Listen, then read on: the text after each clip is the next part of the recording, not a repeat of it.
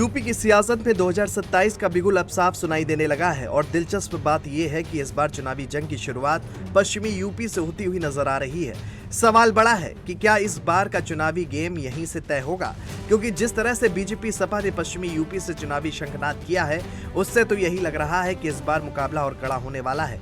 पश्चिमी यूपी को जाट लैंड भी कहते हैं और यहाँ का वोट बैंक यूपी में राजनीतिक दलों के लिए बहुत महत्व रखता है। ऐसे में आरएलडी के प्रमुख जयंत चौधरी भी अब अपने तेवर दिखा रहे हैं। जानकारों का कहना है कि अगर समय रहते बीजेपी ने अपने सहयोगी आरएलडी को नहीं साधा तो बीजेपी का चुनावी गेम बिगड़ सकता है। वो कैसे, जानेंगे वीडियो में।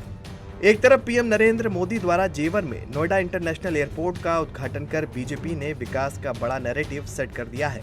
पार्टी ये संदेश देने में जुटी है कि इंफ्रास्ट्रक्चर, निवेश और ग्लोबल कनेक्टिविटी के दम पर यूपी को नई पहचान मिल रही है। वहीं दूसरी ओर अखिलेश यादव ने दादरी से चुनावी शंखनाद कर साफ कर दिया है कि सपा भी मैदान में पूरी ताकत से उतर चुकी है। यानी एक तरफ विकास मॉडल है तो दूसरी तरफ सामाजिक समीकरण, और इन दोनों के बीच पश्चिमी यूपी सियासत का सबसे बड़ा रणक्षेत्र बन चुका है। इसी बीच एक बड़ा ट्विस्ट सामने आया है। एनडीए के सहयोगी जयंत चौधरी की आरएलडी ने मेरठ की सरधना सीट पर दावा ठोककर सभी को चौंका दिया है। ये कदम ऐसे वक्त पर आया है जब बीजेपी के भीतर ही संजीव बालियान और संगीत सोम के बीच सियासी टकराव खुलकर सामने आ चुका है।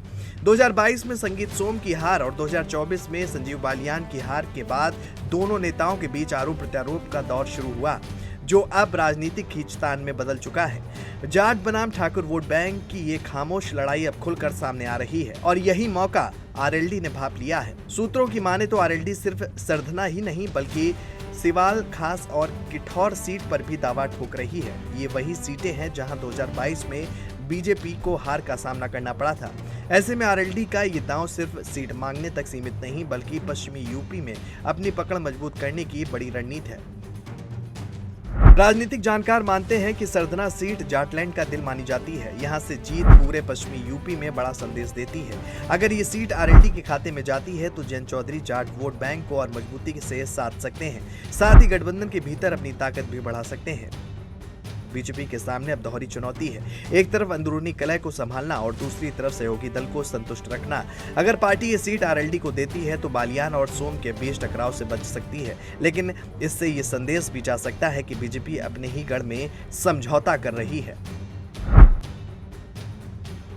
वहीं सपा इस पूरे घटनाक्रम पर नजर बनाए हुए है। पार्टी पहले ही पीडी यानी कि पिछड़ा दलित अल्पसंख्यक के जरिए सामाजिक समीकरण साधने में जुटी है। ऐसे में बीजेपी के भीतर खींचतान और गठबंधन की मजबूरी सपा के लिए बड़ा अवसर बन सकती है। कुल मिलाकर पश्चिमी यूपी अब सिर्फ एक क्षेत्र नहीं बल्कि 2027 के चुनाव का ट्रिगर पॉइंट बन चुका है और यहाँ विकास, जातीय समीकरण, गठबंधन और अंदरूनी राजनीति सभी फैक्टर एक साथ काम कर रहे हैं। अब नजर इस बात पर है कि जयंत चौधरी इस मौके को कितनी मजबूती से भुना पाते हैं। क्या आरएलडी बीजेपी की अंदरूनी कलह का फायदा उठाकर पश्चिमी यूपी में गेम चेंजर बनेगी या फिर बीजेपी अपने संगठन और रणनीति के दम पर स्थिति को संभाल लेगी? बड़ा सवाल यही है कि क्या 2027 की सत्ता की चाबी पश्चिमी यूपी तय करेगा और क्या जयंत चौधरी इस सियासी बाजी में सबको चौंका देंगे? ये तो आने वाला वक्त ही बताएगा।